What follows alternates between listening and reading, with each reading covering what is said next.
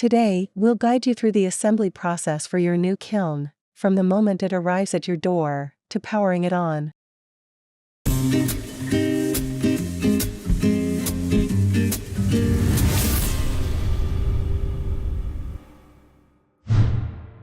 For this demonstration, we will assemble the E23T-3 Easy Fire Kiln, our most popular model. The assembly steps for this specific kiln will be very similar to those for most of our polygonal kilns. Assembling this kiln will require a Phillips head screwdriver and a 7/16 socket wrench, as well as a box cutter or pair of scissors to remove the packaging. We also recommend using a tape measure and a level to ensure precise positioning, and it is always a good idea to wear safety gloves when moving kiln sections. Read our page on shipping and receiving to ensure you are fully prepared for your kiln's arrival. When your kiln is delivered, you will want to examine the packaging for signs of damage. Freight carriers require that you report any shipping damage within 2 days of delivery, but it is best to note any potential issues immediately. When it comes to installing an EasyFire kiln, there are 3 key steps: unpacking, disassembly, and reassembly in its final location. If you have inspected the packaging and everything checks out, it's time to unpack your kiln. Begin by removing the outer plastic wrap and the accessory boxes from the top of the packaging. These can contain the stand, kiln furniture, and other optional accessories, such as a vent system. Before unpacking the rest of the kiln, let's assemble the stand and get it in place. Open the box containing the kiln stand and connect the 4 legs to each corner using the bolts provided. If you ordered a vent system, this is the best time to install the bypass box, though we cover that process in more detail in another video. Once your stand is positioned, you can continue unpacking the kiln box. Cut the straps, remove the staples from the lid and the bottom, and then lift the box off of the kiln. Inside the kiln box, the bottom slab will be positioned on top. Place it onto the kiln stand, making sure it's stable, level, and in the correct spot. Remember, we recommend keeping a distance of 18 inches from the wall, with a minimum clearance of 12 inches.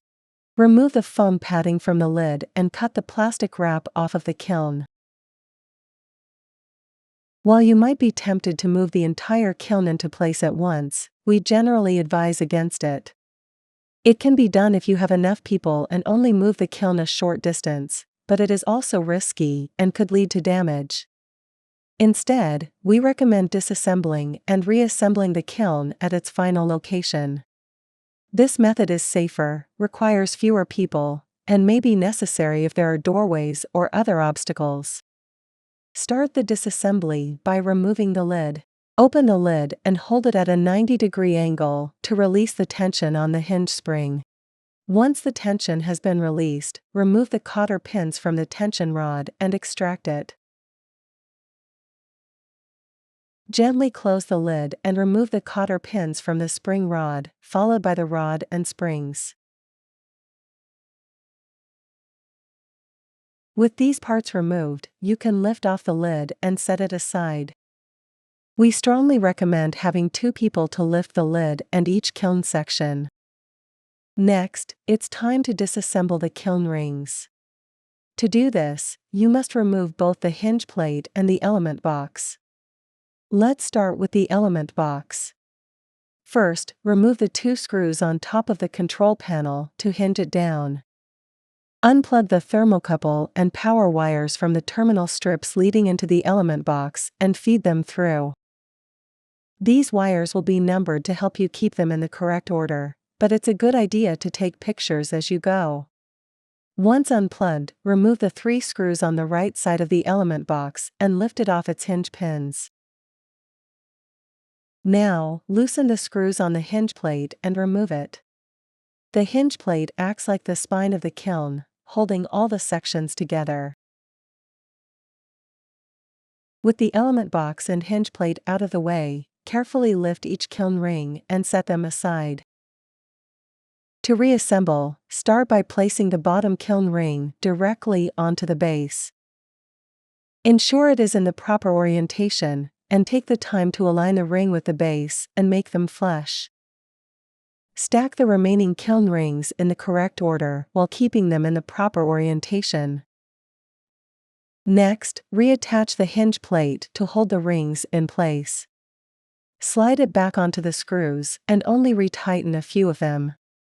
You want to be able to adjust the hinge plate when attaching the lid. Place the lid back on the kiln, aligning the hinge and latch. You want to align these holes on the lid with the bottom of the slots on the hinge plate. You may need to use the spring rod to help with the alignment. Hold the springs in the proper orientation and insert the spring rod through the hinge.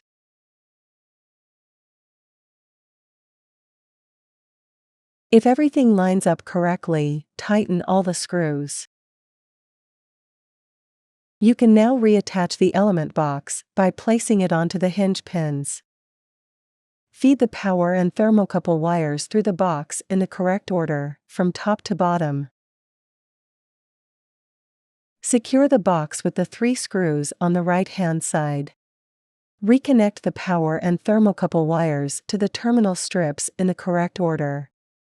When attaching the thermocouple wires, match the colored leads, red to red and yellow to yellow. Close the control panel and secure it with the 2 screws. Take the time to remove any remaining labels, tape, and the red element clips. Finally, plug in the kiln and switch it on to make sure everything is functioning correctly. You've successfully assembled your L&L kiln.